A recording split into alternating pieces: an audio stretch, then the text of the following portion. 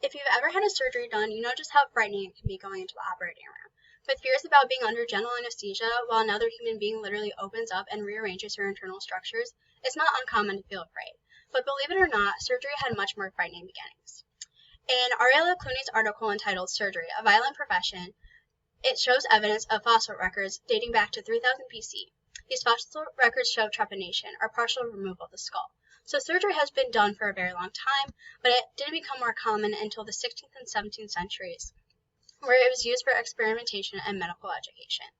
At this time, there was no anesthesia, so that really limited how much the physician could do to the body. But with development of anesthesia in the 1800s, the physician could actually open up the patient and manipulate their internal structures in ways that couldn't have been done in the past. The patients would often survive these surgeries, but would quickly die of infection thereafter. That's why the development of aseptic technique in the late 1800s really reduced the rate of infections and allowed surgery to advance even more.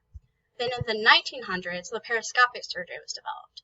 This is using very long instruments and a microscopic camera to view the internal structures. This allows the physician to operate without actually having to open up the patient. They can see inside and make smaller incisions. This has the patient recovering from the surgery much faster. Then, robotic surgery today has completely revolutionized the way that the physician operates on the body. They can sit at a central console and see the patient's internal structures with a robotic camera. They can then manipulate the robot using controls on their console. The robotic technology we have today can only be used for a limited number of procedures due to limitations such as communication latency and the high cost of surgery that comes with these robots. However, with further improvements of today's technology, robots pose a huge potential for the advancements in modern medicine. So, affordability. Robots are not cheap. According to Navilji's article entitled Robotic Surgery, India is Not Ready Yet, a single robot used for surgery can cost upwards of $1.4 million and needs to be replaced about every 8 years. For the patient, the cost of surgery is $3,000 or more than traditional surgery. So robotic surgery does require less or smaller incisions, less blood loss, less need for transfusions, shorter hospital stay, and faster recovery.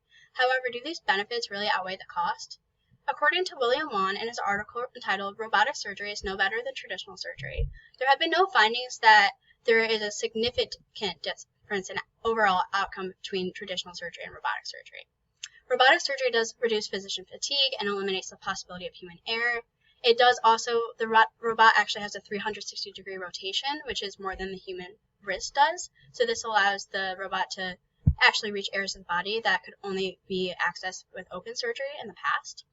So if the cost of robots were to go down, what is its potential? Currently, the majority of surgeries, like basic surgeries, are performed with relatively good outcomes. The area where robot surgery has the most advantage is where surgeries where success rate is low and human error is high. In Jessica Wick's article entitled Common Surgeries That Have the Highest Death Rate, the craniectomy, the laparotomy, the colosectomy, and the carotid artery stent are the most deathly surgeries that there are today. These mortality rates are often over 20%, and none of these surgeries currently are done with robotic technology. This is because of the problem of communication latency.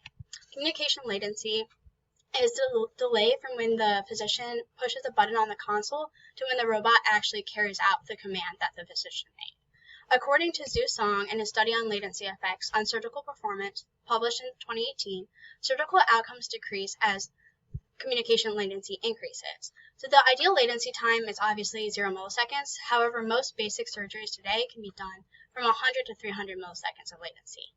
But the complicated surgeries, as I just mentioned, brain surgery, spine surgery, heart surgery, those need latency times under 100 milliseconds, which today can only be accomplished with having 40 technicians in the operating room, controlling the high-speed cables and processing system of the robot.